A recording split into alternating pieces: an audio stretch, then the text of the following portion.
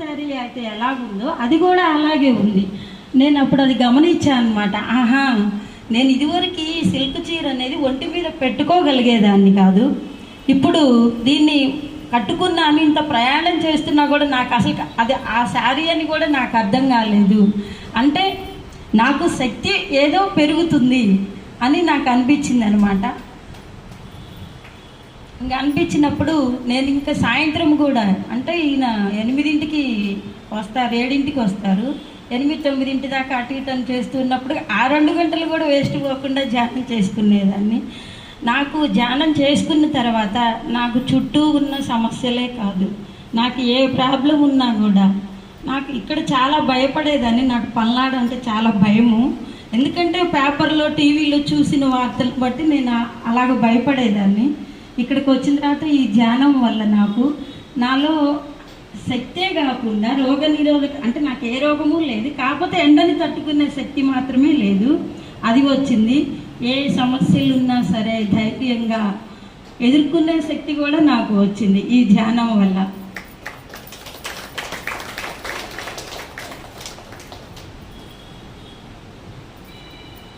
అంటే మనం ధ్యానం అంటే శ్వాస మీద ధ్యాస, శ్వాస మీద ధ్యాస పెట్టినప్పుడు మనం ధ్యానంలో కూర్చున్నప్పుడు ఎప్పుడైతే మన శ్వాసను మనం గమనిస్తామో అప్పుడు మనం మౌనంగా కూర్చుంటే ఏం జరిగిద్ది? కూర్చున్నప్పుడు ఎక్కడెక్కడ ఆలోచనలన్నీ మన చుట్టూరే జారుతాయి. ఇప్పటి కాదు ఎప్పటియో కూడా అన్నీ వస్తూ ఉంటాయి మనకి. కానీ అలాగా మనం ఎప్పుడైతే శ్వాస పెడతామో అప్పుడు క్రమేణా అవన్నీ తగ్గుతూ వస్తాయి. అంటే ఒకేసారి ఒకే రోజు మంత్రం వేసినట్లు కాదు, క్రమేణా మనకేదైనా ఇప్పుడు ఎవరికైనా బీపీలు షుగర్లు ఉన్నా కానీ, ఇప్పుడు మా ధ్యాన మందిరంలో బీపీలు షుగర్లు ఉన్నవాళ్ళు కూడా చాలామంది ముసలివాళ్ళే, మాత్రలు ఏమీ వాడరు, వాళ్ళకి అవి కంటిన్యూ. ఎందుకైతే మనకి ఎప్పుడైతే బీపీలు షుగర్లు వస్తాయంటే మన మనసు ఎప్పుడైతే ప్రశాంతంగా ఉండదో అప్పుడు వస్తాయి.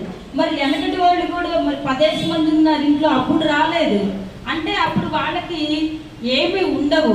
మన కుటుంబం ఎంతో, అంటే పక్కన వాళ్ళు ఏదైనా అన్నా కూడా అలా కళ్ళు పోతాయిరా అనకూడదు అనేవాళ్ళు. ఇప్పుడు మనం ఏంటంటే అందరూ వేరుపడి వేరు ఫ్యామిలీలు అయిపోయారు, బిజీ జీవితం అయిపోయింది. మన పుస్తకాల్లో కూడా ఇప్పుడు పిల్లలకి మన ప్రార్థన, మన దేశం గురించి, మన తల్లిదండ్రుల గురించి ఏమీ లేదు. ఎందుకంటే మనం ఇంగ్లీష్ మీడియంలో చేర్పిస్తున్నాం పిల్లల్ని. మరి ఆ ఇంగ్లీష్ మీడియంలో వాళ్ళేం చదువుతారో మనకు తెలీదు, మనమేం చెప్పాలో వాళ్ళకి అర్థం కాదు.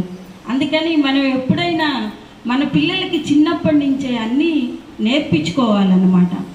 నేర్పించుకున్నప్పుడు వాళ్ళకి ఒకసారి కాకపోయినా ఒకసారైనా మనకి ఇది మనం చదువుకున్నాం కదా చిన్నప్పుడు అని ఆలోచనలతో మంచి ప్రవర్తనలో ఉంటారు. ఎక్కడికి పోయినా కానీ, ఎంతమంది చుట్టూరు ఉన్నా కానీ వాళ్ళు మంచి ప్రవర్తనతోటే ఉంటారు.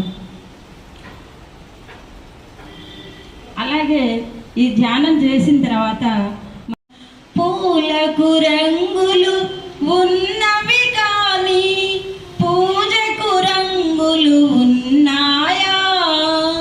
పూలకు రంగులు ఉన్నవి కానీ పూజకు రంగులు ఉన్నాయా?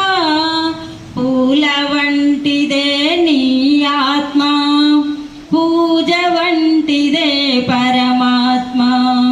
పూల వంటిదే నీ ఆత్మ, పూజ వంటిదే పరమాత్మ. ఆత్మ నిశ్చలమైతే పరమాత్మ నిశ్చలమౌరా.